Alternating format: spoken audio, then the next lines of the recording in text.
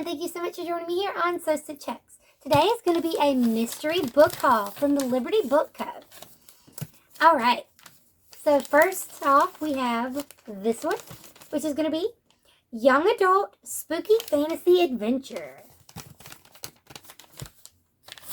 The second one I'm going to do is Daddy Issues and Fangs. And the last one is Summoning Circle of Blind Dates. So, I have these three. We're going to see what's in them. And I'm going to be using the Athame that is not an Athame.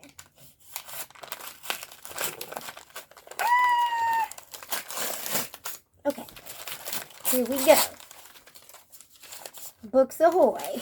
The bookstore in question is a super cute little bookstore. You can see them they're over off of like Oakland, over in Rock Hill. They're super cute. You can order stuff online, and like I just generally really enjoy the store. They have so many used books, and if you donate books, you get discounts on those books. So it's like never-ending books. Alright, so the first books we have for the set are Hunter's Moon. When the moon is full, danger and desire become one, by Laura Handeland. Fresh, fun, and fabulous. An exciting new voice in paranormal suspense. On the back, which there's a sticker, I'm going to try to peel. Oh, okay, I tried. Whoever the character is, I can't read it because of the sticker. Okay, it's Leia.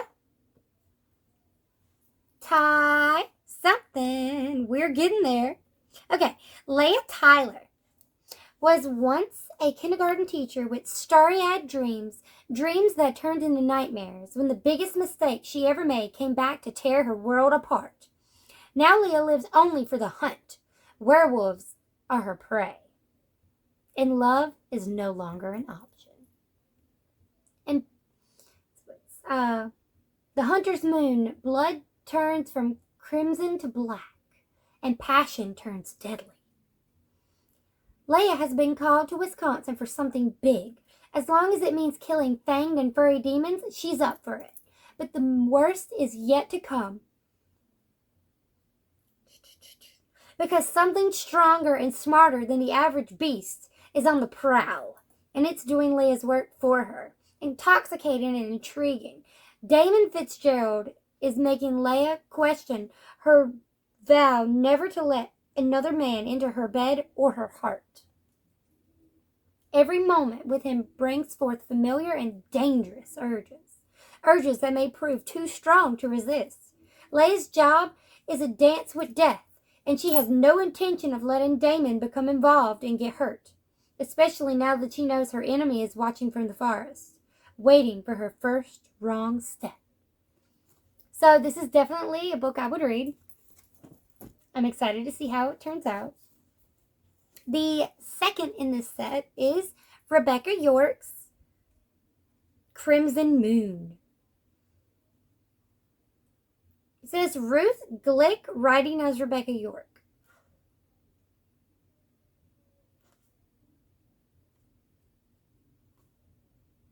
I'm confused, but we're going to read the back.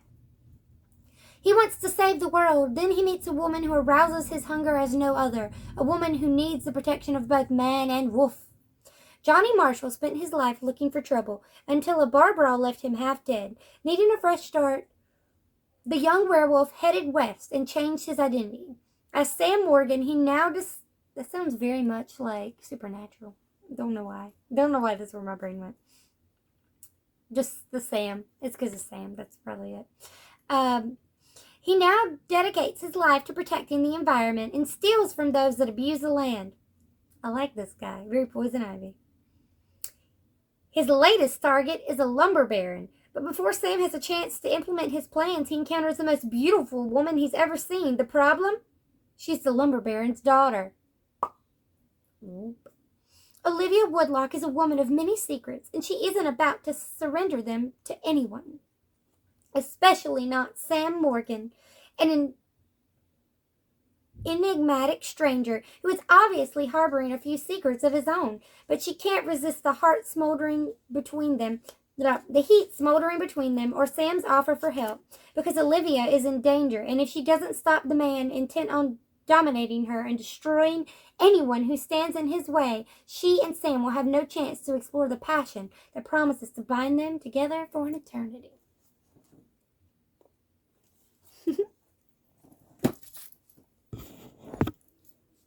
Alrighty. Now, the third book is Ashes of Midnight by Laura Adrian. It is a woman driven by blood, a man thirsting for vengeance, a place where darkness and desire meet.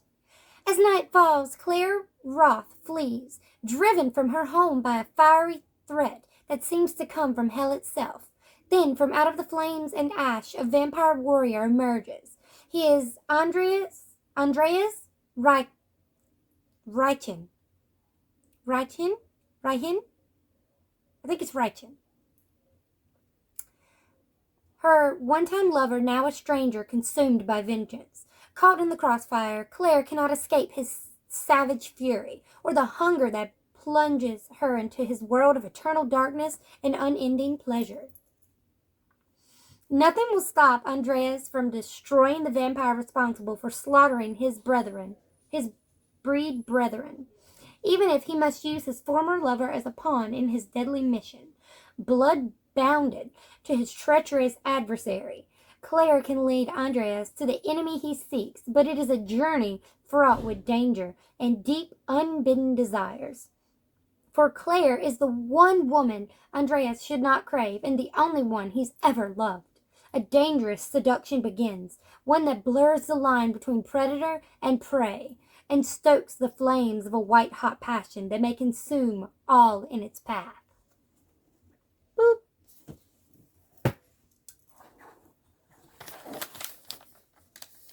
Yeah, and this was a summoning circle of blind dates.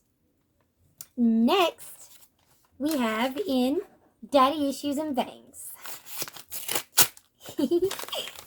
I bought a bunch of them that were like on topic.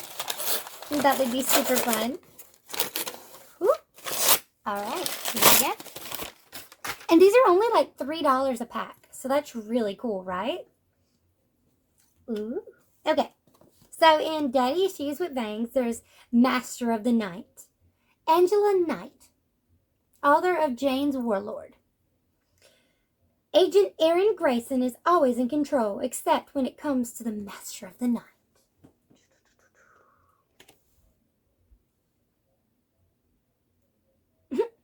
Praised for her scorching blend of erotic romance and vivid storytelling, Angela Knight demonstrates once again that she is one of the hottest writers today, with her sizzling new novel of deception, danger, and vampires. American agent Erin Grayson has a new mission. Romance international businessman Reese Champion. Seducing the handsome millionaire could put her that much closer to the revenge she craves against a murderous organization. Erin doesn't realize she's being manipulated by the very group she hunts. Champion is actually an agent of the U.S. government. He's also a vampire. This sounds ridiculous. Reese senses the latent supernatural powers hidden within Erin, powers as dangerously irresistible to him as her lush body and hot blood. Yet he also knows that yielding to her mutual desire will make them pawns in a deadly game, a game in which their opponent is, quite literally, a monster. To survive, Erin must embrace talents she never knew she had and trust the man who is Master of the Night. The future belongs to Night, but quote from Emma Hawley. All right. Oh, so that's that one. The next one is Immortals, The Redeeming, sizzling, sexy, and wickedly fun by Jennifer Ashley. And this seems kind of Asian.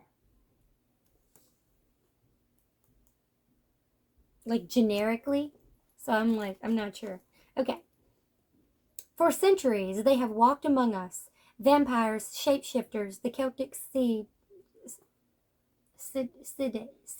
I can never say that damn word. Demons and other magical beings.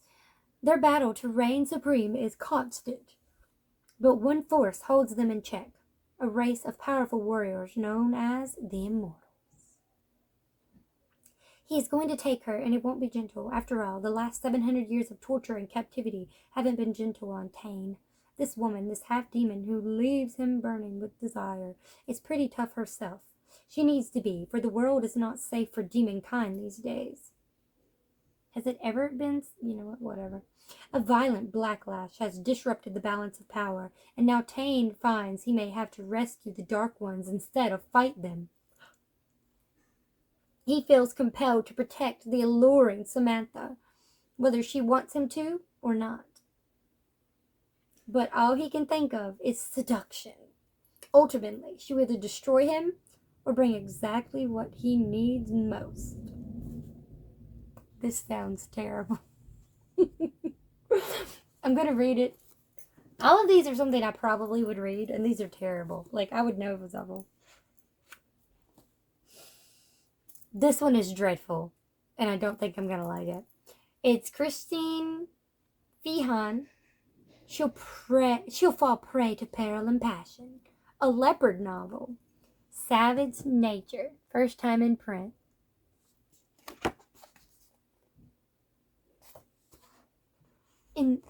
She'll fall prey to peril and passion in the heat of the bayou. This is fucking dreadful. Okay, here we go. Danger lurks in the shadows, and desire shimmers in the sultry heat in an all-new novel of the leopard people from #1 New York Times best-selling author Christine Feehan. Savage nature.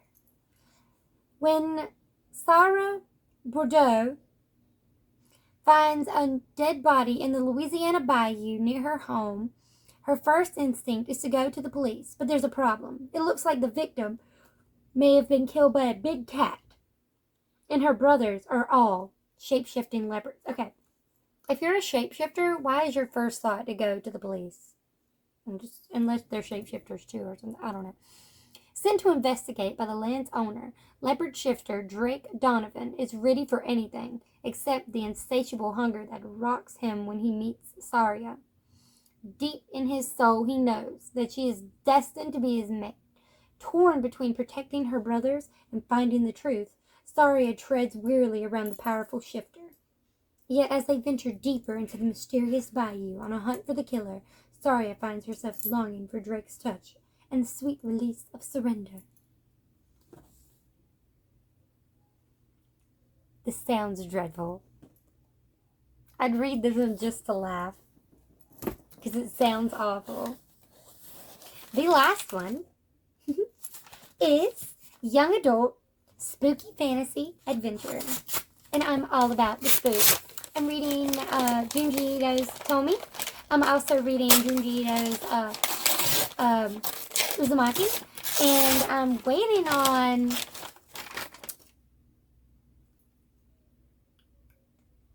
Smash. I'm waiting on Smash. I'm really excited. Okay, so these are bigger books. Oh, damn it. Okay, so this is stupid. I hate this. I donated this book. I donated this one to the I guess it's going back. Okay. So we have Vampire Plagues, Paris, 1850. Jack wants to believe it was only a dream, that the vampires are gone and they've been banished by an ancient ritual that sent their leader to the depths of hell. But he isn't so sure. That voice still echoes in his mind, the voice of a vampire god promising to return. Jack's friends, Ben and Emily, say it's just his imagination, and he desperately hopes they're right. When Victorian London may be safe, a strange sickness is raging in Paris, a familiar illness that leaves its victims drained of blood. It seems the vampires have moved on, and the fight must follow them. Not like a bad book, but I donate this book. This is just really funny. Okay. Gods and Warriors by Michelle Paver, or Paver.